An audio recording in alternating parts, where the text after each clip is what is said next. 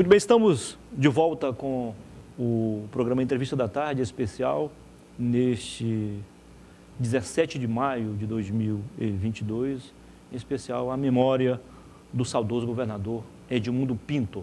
Lembrando que no último bloco vamos falar sobre este livro aqui, da jovem escritora Cíntia Lazuli. Isso mesmo, Sentir, uma viagem lírica. Daqui a pouquinho, então, porque agora com o apoio do Arasuper e do Aramix, tenho o prazer de conversar com o ex-vereador Rodrigo Pinto, filho do saudoso governador Edmundo Pinto, do PDS, hoje PP. Mais uma vez, seja bem-vindo, prazer recebê-lo aqui. Rodrigo, 30 anos depois, como eu falei agora há pouco na abertura, os acrianos, notadamente aqueles que apostaram nas ideias inovadoras de Edmundo Pinto, continuam a chorar a morte, sentindo a falta do governador. Os 3 homens acusados de matar e, na verdade, foram julgados, condenados, Edilson Alves do Carmo, Gilson José da Silva e Jomildo Ramos Barbosa, também já morreram. O delegado Nelson Guimarães, que à época presidiu o inquérito policial na Secretaria de Justiça e Segurança Pública de São Paulo, já aposentou-se. Se existe crime perfeito, este é um, porque até hoje os acrianos não sabem ao certo o que aconteceu. Qual é a impressão que você tem de tudo isso, de alguns documentários, inclusive da Netflix, Investigação Criminal, enfim, e agora tem um livro, lançaram um livro também, que na verdade o cara quer aparecer muito mais do que a notícia em si. E aí? Muniz, são 30 anos, né? 30 anos, hoje eu estou com 43 anos, ou seja, eu estou mais velho que quando meu pai foi assassinado. Você ia completar 12 anos ainda, na época, né? Verdade, ele foi assassinado com 39 anos. Isso. Hoje, se ele vivo estivesse, ele já seria avô. Ele é Tenho 2 filhas e a mais velha tem 17 anos. Foram muitos anos de sofrimento, foram muitos anos que o meu avô, enquanto estava vivo, o senhor Pedro Vera, se dedicou a tentar solucionar o crime que a família tem no seu ímpeto, no seu coração, como foi um crime político, uma queima de arquivo. Edmundo iria denunciar um esquema de corrupção que acontecia nos governos na década de 90. Sim. E que continuam, ou que continuavam sendo expostos até o último governo, me refiro ao governo federal, os escândalos, Sim. as mesmas empresas, as mesmas métodos operantes entre o legislativo, executivo, ministério, transferências de recursos para os governos estaduais, execução de obras nas prefeituras.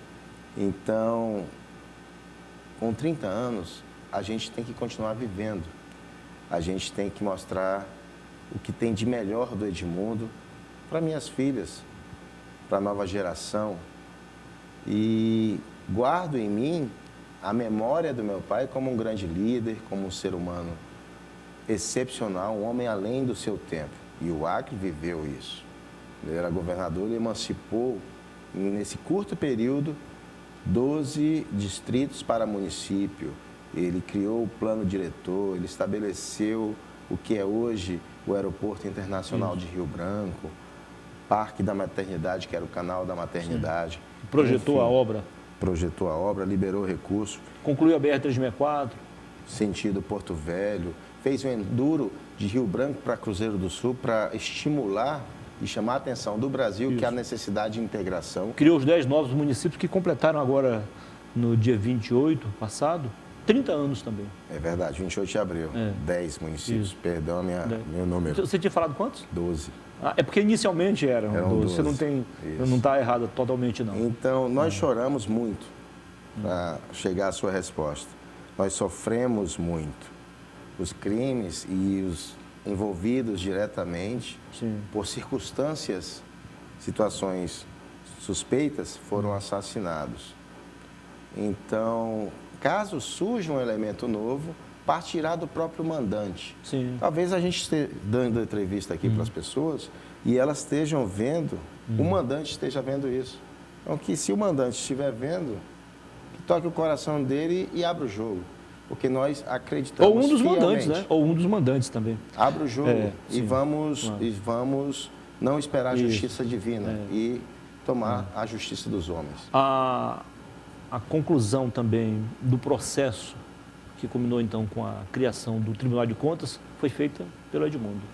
O nome está lá, ele tá tem lá. um busto. Tem um Aliás, busto. ele defendeu, ele foi o autor do projeto de lei na Assembleia e, como governador, ele concluiu então o processo. Verdade, até para ter o órgão para fiscalizar as sim, prefeituras e aprovar as contas e evitar que os prefeitos e as câmaras de vereadores façam besteiras com os recursos que são direcionados para os municípios. Como ele conhecia também a zona rural, ele começou o projeto de energia elétrica na zona rural também. Aqui no Rio Branco e nos municípios do interior também. Ele começou, não teve tempo para concluir nada praticamente. É verdade, é verdade. Rodrigo, vocês moram, você, seu irmão Pedro e a Nuana, aliás, o Nuana é formado em relações internacionais e vocês moram e trabalham há alguns anos em Dubai. É verdade. Os Emirados Árabes. É uma das maiores cidades dos Emirados. Certamente não é a capital, mas é uma cidade importantíssima, né, para a economia, tem um peso muito grande no PIB. Né? É verdade. Nós estamos morando, minha irmã mora há praticamente 10 anos, trabalha numa Ela foi a empresa pioneira aérea. lá, então? Foi a pioneira, Eu trabalho há 5 anos para o Exército, na Guarda Presidencial da Família Real, como professor de artes marciais, close combat, que é igual à defesa pessoal, mas com armamento. Sim. Pequenas pistolas, pequenas armas, facas e o que tiver próximo para tentar evitar qualquer situação de perigo para a família real. E meu irmão chegou há menos tempo, 2 anos, e estamos lá. Minha mãe mora no Rio de Janeiro por causa do voo de Dubai para o Brasil, a referência é Rio de Janeiro e São Paulo. E toda vez que tem uma oportunidade, antes da pandemia, a gente encontra primeiro a nossa mãezinha. Ela mora no Rio? Mora no Rio de Janeiro. Há quanto tempo já? Ela mora no Rio de Janeiro há 12 anos. 12 anos. Antes ela foi para Brasília, saiu do Acre, foi para Brasília. E vale lembrar que e foi para Brasília não foi porque ela quis, porque o fardo de ser a primeira-dama, de estar no Acre, foi muito doloroso para ela. Ela sofreu bastante, afetou a saúde dela. Os filhos, as pessoas que faziam parte da ideia, do planejamento de um Acre no governo Edmundo Pinto acabaram sendo marcados. Estigmatizados. Exatamente. E com essa marca, você acabou sendo uma pessoa prejudicada, porque não era uma pessoa de confiança, porque nós tínhamos uma bandeira, nós tínhamos um ideal, e se não fosse de acordo, a gente fazia um debate para que fosse tomado um caminho, mas o caminho, o objetivo, era fazer o Acre crescer. E acabou que a gente foi praticamente convidado, ela foi convidada a sair do Acre para passar hoje. Quando as autoridades lá dos Emirados Árabes ficaram sabendo que vocês eram filhos do governador Edmundo Pinto, que tinha sido assassinado, qual foi a reação deles? O que vocês conversam sobre isso? Bem, E olha só, você trabalhando na segurança, né? Exatamente. Nós temos a leitura no Brasil que sempre existe uma certa influência, porque é amigo de um político, é de uma família influente. Lá nos Emirados você tem que passar pelo crivo de cursos, treinamentos e a meritocracia. Exatamente, e exames. Agora, obviamente, a maneira como eu me porto, que eu converso, que eu entendo a dinâmica de uma pessoa que está na linha de frente de um país, eles ficaram curiosos e perguntaram quem era a minha família, o que eram, e se sentem muito felizes e honrados, porque se veem na minha história, a história deles. Nós só olhamos um país, ou então, quando a pessoa está no topo, como se ela já surgisse no topo. Mas até chegar lá, ele passou por várias dificuldades, cresceu, caiu, levantou de novo. E lá, para ser o que é hoje, eram pequenas tribos. regiões Eu tribais de Emirados que eles se matavam. Então veio o visionário, Sheikh Mohammed Zayed, que falou assim, olha, cara, nós temos que nos unir. Nos unindo, nós vamos tornar o nosso Emirado uma referência mundial. Um visionário como Edmundo. E ele conseguiu implantar isso, todo mundo entendeu essa ideia e se tornou a referência, o sonho de trabalhar, de lua de mel, de conhecer. Dubai é uma cidade futurística. Sim. Em breve, os carros vão tá flutuando lá. Já são elétricos, já estão próximos. O metrô já flutua. Não dá nem para você fazer uma comparação entre Dubai e qualquer outra cidade do Brasil. Mas, assim, hoje já passaram aquela fase da adaptação, você se sente feliz muito lá, mesmo distante das raízes aqui, de alguns parentes que ficaram, eu tios, me sinto profissionalmente. As tias, digo, a avó. Filhos, Eu me sinto profissionalmente realizado, estabilidade financeira, um país que 100% seguro, não existe assalto, criminalidade, roubo, nada.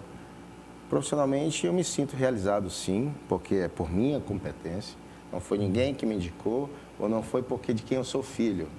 Foi pela minha competência e estou realizado. Mas eu sou acriano. Eu acordo pensando no Acre. Eu tenho o sentimento todos os dias quando eu estou nos Emirados, de que eu vou voltar no momento certo, período certo. Você não sabe precisar ainda quando? Eu não posso estabelecer, porque quando eu fiz isso, quando eu entrei na política com 23 anos de idade, eu entrei com garra, com determinação, jovem, acha que conhece o mundo, sabe tudo. E não é bem assim. E quando você chama atenção demais, vem alguém te dar uma martelada na cabeça. Foi isso que aconteceu um pouco na minha história mais recente.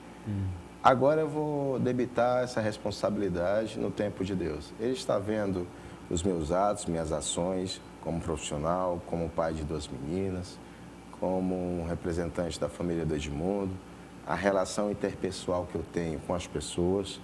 Então, eu acredito, eu tenho fé e eu tenho absoluta certeza que eu vou quase que receber um convite, humildemente falando, Rodrigo, vem para cá porque o Acre precisa de pessoas com determinação e vontade para somar aqui, para colocar o Acre no caminho. Ou seja, aquele sonho não acabou, só deram uma pausa aí na caminhada, é isso? A gente sonha todo dia, mas tem que controlar a emoção, porque o coração é acriano e eu estou ali de passagem.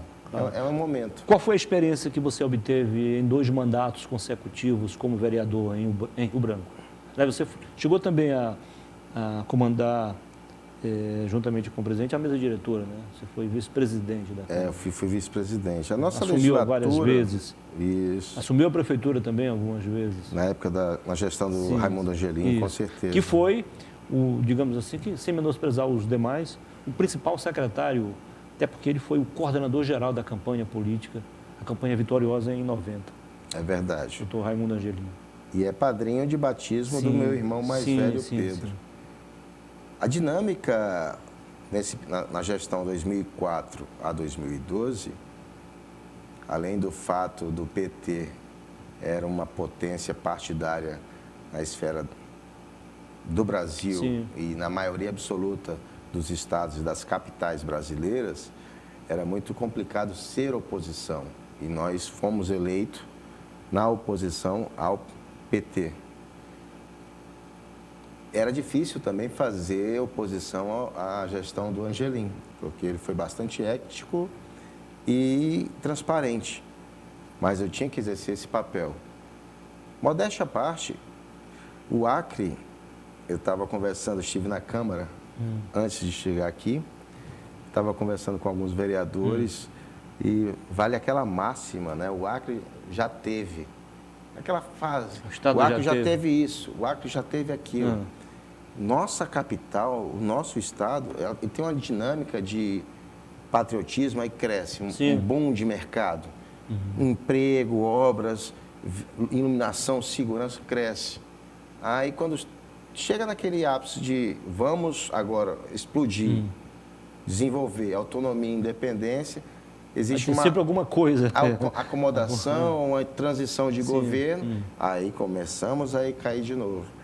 Aquele momento, de 2004 a 2012, como um todo, como executivo, como os vereadores daquela gestão, Rio Branco em particular, que era a nossa responsabilidade, teve um ápice. Rio Branco era uma capital bonita, que as pessoas, nossa, quero vir morar aqui, as pessoas queriam vir morar aqui. Hoje o cenário, as pessoas querem sair daqui, infelizmente, por falta de oportunidade, por falta de emprego na iniciativa privada. E a leitura agora ou é concurso público ou é fazer parte do governo em cargos comissionados. E isso faz parte de gestão, mas nós não podemos ter isso como objetivo de estabelecer desenvolvimento para o Estado. Sim. A gente está trocando 6 por meia dúzia. Você está no governo, seu governador perdeu, você sai, eu vou entrar porque meu governador ganhou. Não gera nada.